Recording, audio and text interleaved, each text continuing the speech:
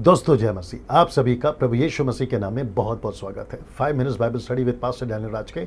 और आज के विषय को रखने से पहले मैं जल्दी से याद दिला दूं, यूट्यूब चैनल अगर आपने अभी तक सब्सक्राइब नहीं किया है दोस्तों, मैं चाहता हूं कि जल्दी से सब्सक्राइब कर ले, आइकॉन बेल दबा लें, क्योंकि मेरे मैसेज जब अपलोड होते हैं तो आपको नोटिफिकेशन मिलता रहे। मेरे पेज को लाइक करना ना भूलें, डैनियल राज पेज, और आपको ये प्रेस करना है ये थंब वाला। उससे क्या होगा कि मेरे लाइव मैसेजेस को आप लोग देख सकते हैं। मसीह मंथन बैठक व्हाट्सएप ग्रुप जो कि हमने शुरू किया है गलत शिक्षाओं के प्रति, और उसके मेंबर्स आप बन सकते हैं। 600 से भी ज़्यादा लोग जुड़ चुके हैं।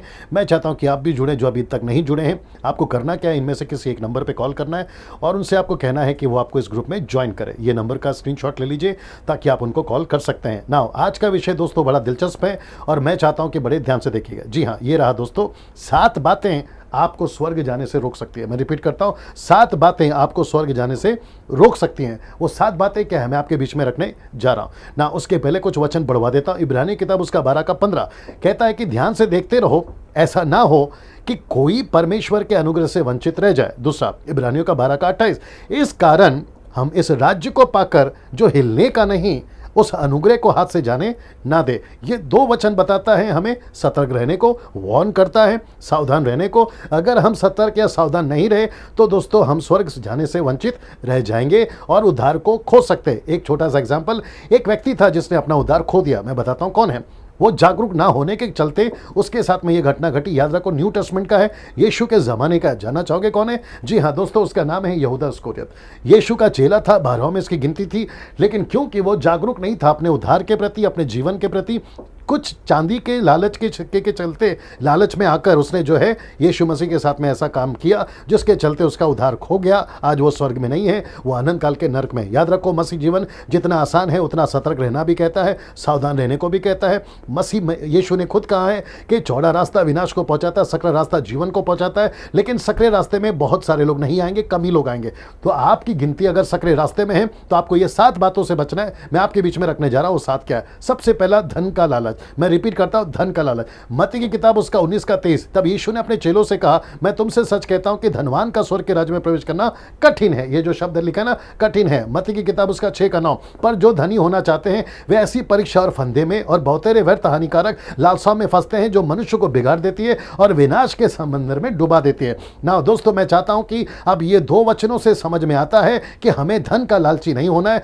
यीशु के पीछे हम क्यों चल रहे हैं? पैसों के लिए नहीं, आशीष के लिए नहीं, घर के लिए नहीं, वीजा, बिजनेस, नौकरी, परिवार के लिए नहीं। हम यीशु के पीछे चल रहे हैं यीशु के राज्य को बनाने के लिए। ना वक्त को ध्यान में रखते हुए, थोड़ा वक्त आज ज्यादा जाएगा। दूसरा पॉइंट है घमंड। ये कहता है घमंड, दूसरा पॉइंट है घमंड। याकूब की किताब उसका 4 का 6 कहता है कि परमेश्वर अभिमानियों से विरोध करता है पर दीनों पर अनुग्रह करता है। और 4 का 10 कहता है प्रभु के सामने दीन बनो तो वह तुम्हें शिरोमणि ठहराएगा। तो इसका मतलब है हमें घमंडी नहीं बनना है, हमें यीशु के साथ अधीनता में चलना है। लूसीफर ने घमंड किया, उसको नीचे फेंक दिया गया। हम उसके अनुयायी नहीं करेंगे, हम यीशु के पीछे चलेंगे। घमंड से बचना है दोस्तों।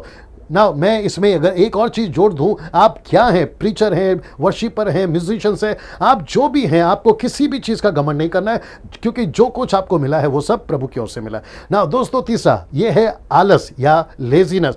इसके ऊपर मैं जल्दी से बात करूंगा। गलीतियों की किताब उसका 6 का 9 कहता है, हम भले काम करने में आओ ना छोड़े, क्योंकि यदि हम ढीले ना हो तो ठीक समय पर कटनी काटेंगे। ढीले शब्द जो है आलस को दर्शाता है। ना इसको देखिए, यिर्मयाह की किताब उसका 48 का 10 कहता है, श्रापित है वह जो यहोवा का काम आलस्य से करता है। हमें आलस नहीं करना है, परमेश्वर का काम में किसी प्रकार की देरी नहीं करना है। यीशु का एक स्टेटमेंट था यूहन्ना की किताब उसका 5 का 17 में। इस पर यीशु ने उससे कहा कि मेरा पिता अब तक काम करता है और मैं भी काम करता हूं। ना पिता आलस है ना पुत्र आलस है, तो फिर उसकी कलीसिया यानी आप और मैं आलस में क्यों? बाइबल पढ़ने में आलस नहीं होनी चाहिए, प्रार्थना में आलस नहीं होनी चाहिए, यीशु की सेविकाएं करने में आलस नहीं होनी चाहिए। ये सारी चीजों को आपको जो है ध्यान रखना। ये रहा चौथा, जो कि क्रोध को दर्शाता है। इफिसियों की किताब उसका 4 का 26 कहता है, क्रोध तो करो पर पाप मत करो। मैं रिपीट करता हूं, क्रोध तो करो पर पाप मत करो, सूर्य अस्त होने तक तुम्हारा क्रोध शांत हो जाए। यहां 2 प्रकार का गुस्सा दिखता है, एक है आत्मिक और दूसरा है शारीरिक। मैं यहां पर शारीरिक गुस्से की बात कर रहा हूं जो आपको प्रभु से दूर कर सकता है। गुस्से में आकर रिश्ते टूट रहे हैं,